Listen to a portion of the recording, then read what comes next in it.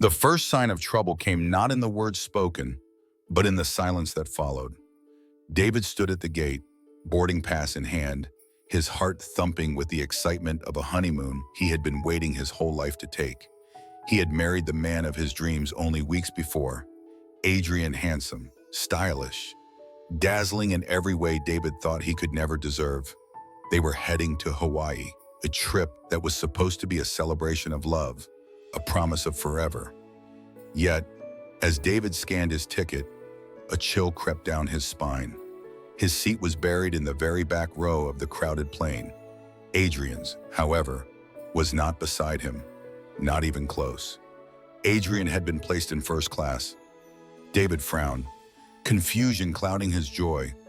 He had imagined them side by side, laughing at movies on the tiny screens, holding hands through the turbulence, maybe even stealing a kiss or two in the darkened cabin.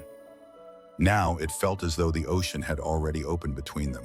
Adrien brushed it off with a practiced smile. He claimed the system must have glitched, that he had simply forgotten to select seats together. He apologized lightly, not looking David in the eye, before waving at the attendant to lead him to his wide leather chair up front. David wanted to protest, wanted to ask why it was so hard to make the smallest effort to be together. But he swallowed the words. He told himself love was not measured in seat assignments. He told himself this was only a mistake.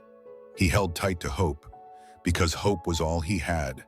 While David tucked himself into the cramped seat at the rear, adjusting his knees against the tray table, Adrien leaned back into first-class luxury. The seat reclined at a gentle angle. Champagne already waiting on a silver tray. The flight attendants called him Sir with warm efficiency, refilling his glass before it was half empty. But Adrien was not content with quiet indulgence.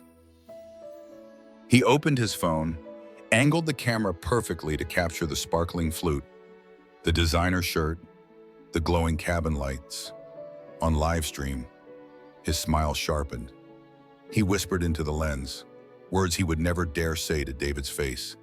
"My husband is all the way back there with the cheap seats." Adrien sneered, tilting the glass. "And here I am, living the life I deserve. He has no idea I even booked an extra ticket. He thinks this is our honeymoon. But for me, it's a chance to upgrade." The comments on his feed streamed in, hearts and laughing emojis piling up. He smirked, proud of the secret that only his followers knew. Meanwhile, David's world was smaller than ever, surrounded by crying children, a broken air vent blowing cold against his forehead, strangers pressing elbows into his sides. Yet even in discomfort, he held a quiet smile. He thought of Adrien waiting at the other end of the flight. He thought of beaches, sunsets, and love stronger than any mistake. But David did not know that just rows away. The man he trusted most was already laying the foundation of betrayal. Adrien had chosen distance not by accident, but by design. And the proof was not in silence, it was streaming live. Champagne glistening under cabin lights, with the cruelest truth hidden behind a perfect smile. Sometimes, love is tested not by storms or long miles apart, but by the quiet choices made when no one is watching. David believed in kindness and loyalty. Adrien believed in appearances and the thrill of being adored by strangers. And before the plane even touched the sky, one heart had already begun to fracture. This was not the honeymoon David had imagined. It was the beginning of a lesson written at 30,000 feet that love built on lies can unravel faster than a boarding pass torn at the gate. If you believe true love deserves honesty more than luxury, make sure to subscribe to Heart Stories so you never miss the stories that reveal what really matters. The luxury of first class suited Adrien like a costume tailored just for him. He stretched out with a satisfied sigh, basking in the quiet hum of exclusivity that separated him from the chaos behind the curtain. For him, the difference between the back rows and the front cabin was not only about space, it was about status. Every glass of champagne, every soft towel, every deferential smile from the attendants reminded him that appearances were everything. It was not enough to be married. He wanted to be admired, envied, even worshipped. As the boarding doors closed and the plane rolled toward the runway, Adrian found himself no longer alone. The seat beside him, purchased under the radar, was occupied by a man whose presence demanded attention. Blake carried himself with the ease of someone used to wealth. His tailored navy suit caught the light. The silk tie nodded without flaw, and his watch gleamed faintly beneath the cabin lamps. He introduced himself as a successful businessman traveling on urgent matters. Yet what drew Adrian in was not the title, but the way Blake's eyes lingered on him, measured, curious, with a flicker of intrigue. Adrian leaned closer, abandoning the soft mask of a devoted newlywed and letting another version of himself slip through. His tone dripped with practiced charm. He spoke of freedom, of not wanting to be tied down. He described love not as a sacred vow, but as a transaction, an opportunity to rise above the weight of ordinary life. Blake listened quietly, nodding as if every cynical word deserved to be heard. And then, almost as if to test him, Blake gestured toward the curtain separating first class from the crowded rows. David had made his way forward only for a moment, holding a small paper bag. Inside was a banana bread he had baked with his own hands, wrapped carefully so it would survive the journey. He had managed to convince the crew to deliver it, hoping it might sweeten Adrian's flight. Blake pointed to the offering and asked with subtle amusement, "Your husband thought of you. Doesn't that mean something?" Adrian's laugh was quiet but sharp, a blade hidden behind a smile. He dismissed it as a trivial gesture, a reminder of the small life he was trying to leave behind. He said David was kind. Yes, but kindness would not buy him penthouses or vacations or the status he craved. He said he wanted someone who could multiply wealth 100-fold, someone who understood that power mattered more than sincerity. Blake tilted his wrist, adjusting the expensive watch as if merely checking the time. In truth, its face concealed a hidden lens, silently recording every careless admission, every cruel remark, every dismissal of love that should have been cherished. He gave no sign of judgment, no word of rebuke, only the faintest smile as if the performance was unfolding exactly as expected. For Adrian, it was a chance to showcase his ambition to someone who looked the part of the life he desired. For Blake, it was the unveiling of truth, the kind of truth that can destroy reputations, marriages, and even freedom. The champagne continued to flow, the cabin lights dimmed to a golden glow, and Adrian's voice grew bolder with each passing minute. He spoke of plans to distance himself from David, of strategies to leverage affection for financial gain. To him, this was not betrayal. It was survival in a world where only the clever rose above. What Adrian failed to realize was that survival without integrity is only another form of downfall. Every sentence he uttered became another stone in the wall closing in on him.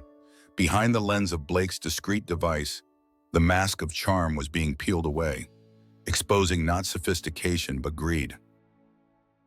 In that polished cabin, between the hum of engines and the clink of crystal glasses, two men sat side by side. One revealed the depths of selfish ambition. The other quietly gathered evidence that would soon transform ambition into shame. It is easy to believe that wealth and power are the keys to happiness. But when love is treated as a stepping stone rather than a bond, it begins to rot from the inside. Adrien believed he was reaching higher, but with every cruel word, he was only chiseling the platform beneath his own feet. The cabin had settled into its steady rhythm. The hum of engines wrapped the passengers in a blanket of white noise, interrupted only by the occasional chime of the crew. Most travelers reclined in silence, sipping their drinks or scrolling through phones. To anyone watching from afar, Adrien appeared no different from the rest lounging with a drink, leaning close to the man beside him, speaking in a low, confident tone. Yet beneath the surface, something far more dangerous was taking place. Every word he shared with Blake was being carefully cataloged, captured, and prepared for a reveal that would turn the plane itself into a stage. Adrien was too wrapped in his own bravado to notice the subtle shifts around him. Crew members exchanged quiet signals. A cameraman disguised as a passenger adjusted his bag, aligning a concealed lens toward his seat. Hidden microphones were already recording, waiting for the cue. as Adrian laid out his vision of walking away from David, of building a future funded not by loyalty but by manipulation. The trap drew tighter. Then it happened. Without warning, the calm of the cabin broke. Bright lights flared from hidden rigs, and a booming voice cut through the quiet. "Welcome to Caught Gold Diggers, Adrian. Every word you have just spoken has been recorded. You have been caught using your husband's credit card to buy a first-class seat for another man and plotting to leave him behind." Gasps spread like wildfire through the passengers. Faces turned. Whispers erupted. The weight of judgment falling heavy. Adrian's blood ran cold. His first instinct was denial, but the evidence was already circling him like vultures. Screens mounted by the crew replayed his smirks, his dismissive comments, the cruelty that had dripped so easily from his lips. The champagne glass trembled in his hand, his perfect mask shattering under the glare of exposure. From the far end of the cabin, David appeared. His steps were steady, though his face betrayed the storm raging inside. His eyes were red, not from rage but from the kind of grief that burns deeper than anger. He had believed, even as the doubts gnawed at him, that Adrian's love was real. He had hoped to be proven wrong. But here, with the cameras rolling and the voices of strangers whispering pity, the truth stood naked before him. He stopped only a few feet away, his voice quiet yet sharp enough to pierce every heart in the room. "I wanted to believe I was mistaken," he said. "I prayed I was wrong, but I wasn't. For you, this marriage was never love. It was a performance." The silence that followed was more cutting than any shout. Adrian's gaze darted toward Blake, desperate for rescue. But Blake's expression shifted in an instant. With deliberate calm, he removed the sleek headphones he had been wearing, letting them dangle from his hand. His smile was no longer one of intrigue, but of revelation. "I'm sorry, Adrian," he said evenly, though not to comfort him. "I am not the wealthy businessman you thought I was. I am an actor with the production team, and everything you have said has been captured." The blow landed harder than any physical strike. Adrian's breath caught, his confidence evaporating, the truth eyes swallowed him whole. The applause of strangers was gone, replaced by murmurs of disgust. Phones lifted into the air as passengers recorded every second, eager to share the downfall they had just witnessed. In the space of minutes, Adrien had gone from polished influencer to exposed deceiver, his words the very rope that tightened around him. For David, it was not victory but devastation. To see the man he had loved revealed so publicly as a fraud was a wound deeper than betrayal itself. He did not gloat, did not shout. He simply stood there, a reminder that sometimes dignity is the only weapon left when trust has been shattered. And for those watching, whether in that cabin or through the cameras waiting to broadcast, there was a lesson etched into every frame. The lies spoken in secret rarely remain hidden. When love is treated as a mask to be worn for gain, the mask always cracks. Adrien had believed himself untouchable, but the truth had caught up with him at 30,000 feet. Adrien's world had shifted in a matter of seconds, the confident grin now replaced by the hollow look of a man cornered. The cabin lights seemed harsher, the air heavier. Passengers' stares weighed on him, some filled with disgust, others with a grim kind of satisfaction. He reached for the one weapon he still thought he had, his marriage certificate. Straightening his back, forcing bravado into his voice, he hissed that he would leave David, take half of everything, and live freely on what he believed he was owed. But David did not flinch. He reached into his leather bag and pulled out a folder, its edges marked by the firm precision of legal hands. His voice remained calm, stripped of emotion, as though every ounce of pain had hardened into resolve.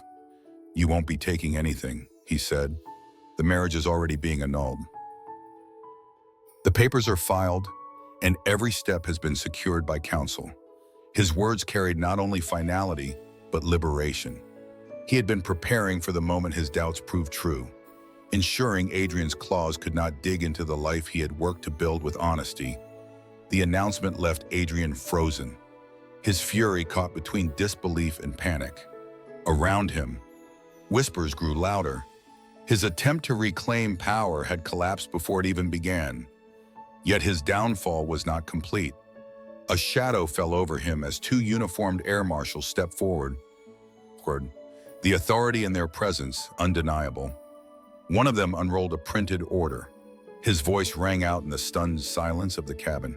"Adrian, you are under arrest for credit card fraud and identity misuse." The words struck harder than any insult. Adrian's eyes widened, his lips parting as though searching for denial.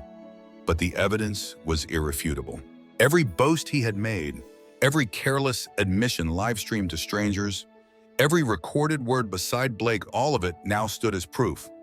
He tried to twist away, but the cold bite of handcuffs snapped around his wrists, stripping away the last illusion of control. Passengers craned their necks, watching the spectacle unfold. Some shook their heads, murmuring that they had never seen justice arrive so quickly. Others raised their phones higher, capturing the image of the once proud man now shackled like a cautionary tale. His expensive shirt wrinkled, his charm drained. Adrian stumbled as the marshals guided him down the narrow aisle. Each step was an echo of his arrogance crumbling into humiliation. David did not smile. He did not cheer as some passengers did. His chest ached with the sting of betrayal, but he refused to let bitterness consume him. To him, this was not victory, but closure. He had loved Adrian deeply, and though that love had been twisted and mocked, it was still part of his history. Watching him taken away in cuffs was not a triumph to celebrate, but a truth to accept that sometimes the people we give our hearts to are the very ones who break them most carelessly. As the cabin settled, the murmurs slowly faded into a heavy silence. The space Adrian had filled with arrogance was empty now, leaving behind only the faint smell of spilled champagne and the uncomfortable awareness of how fragile trust can be. David returned to his seat, not in the back of the plane this time, but in the quiet solitude of his own thoughts. The weight on his shoulders was no longer fear of what Adrian might do, but grief for what had already been lost. Yet within that grief, there was a deeper lesson for every watching eye. Wealth and charm can dazzle, but they cannot sustain a relationship built on deceit. Greed promises comfort, but delivers chains. Adrian had believed manipulation would elevate him, that exploiting love could open doors. Instead, it led him into captivity before the eyes of strangers. The truth is simple but unyielding when love is treated as currency. It loses its value. The heart is not a contract, not a ladder to climb toward luxury. It is fragile, sacred, and deserving of honesty. Adrian's fall was not the collapse of a marriage alone. It was the inevitable end of a life spent confusing wealth for worth. The plane touched down under a bruised evening sky, the wheels groaning against the runway as if echoing the weight of everything that had unfolded in the air. Passengers sat stiff in their seats, restless to disembark but still whispering about the spectacle they had witnessed. Adrian was gone, escorted off in silence, his arrogance reduced to the sound of clinking handcuffs. For most, the story was already over. For David, it felt like an open wound, raw and stinging, the end of a marriage carved into memory by betrayal. He stood near the gate after the aisle had emptied, the ache in his chest heavy but steady, his hands gripping the handle of his small carry-on. The world outside looked the same, yet everything in him had changed. He had boarded that plane as a husband, still holding on to fragile hope. He walked off it a man freed by truth, though bruised by the cost of it.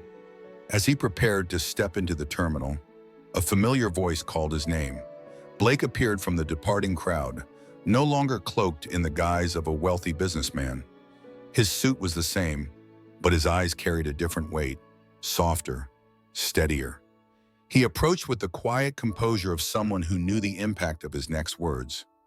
"David," he began, lowering his voice so that only the crew nearby could hear. "I need to tell you something." He paused, the moment stretching between them like a held breath. "I am not just an actor who played a role in this production. I am also one of its producers. And more than that, I am a gay man myself." The admission landed not with shock, but with a quiet resonance. Blake's face held no mask now, no pretense of wealth or performance, only sincerity. I listened to everything you said about love, about kindness mattering more than money. In all the years I have worked on this show, I have never seen someone stand so firmly in their truth, even in the face of humiliation. It moved me. The world needs more people who remind us what love is supposed to be. David blinked, the exhaustion in his eyes mingling with the faintest spark of something new: recognition, perhaps, or the fragile possibility of hope. Blake continued carefully, almost as if offering a gift. I am starting a project, a foundation to support young LGBT people who have been abandoned, betrayed, or silenced. I want you not just to be a part of it, but to help lead it. I think your story, your strength, could give them the hope they're searching for. For a long moment, David said nothing. The ache of betrayal was still fresh, but standing here, he could feel the beginning of a shift. He had lost the man he thought was his partner, but perhaps in that loss, he had uncovered a path far greater than he could have imagined. A path that turned pain into purpose. His chest rose with a long, steady breath.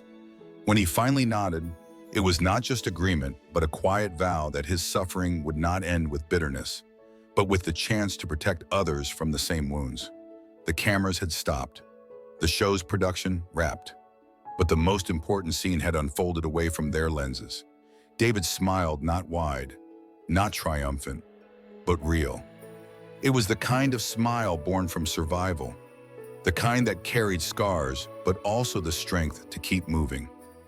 In the end, Adrian's betrayal had given David something unexpected: clarity.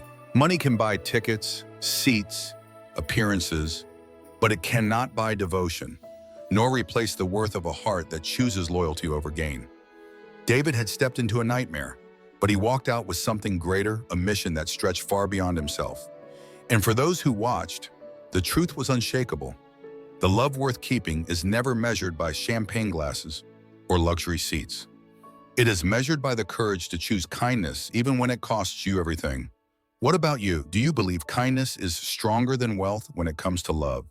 Share your thoughts in the comments. I'd love to hear your stories. And if you believe the world needs more tales that reveal the power of truth over greed, subscribe now to Heart Stories so you never miss the next story that could change the way you see love forever.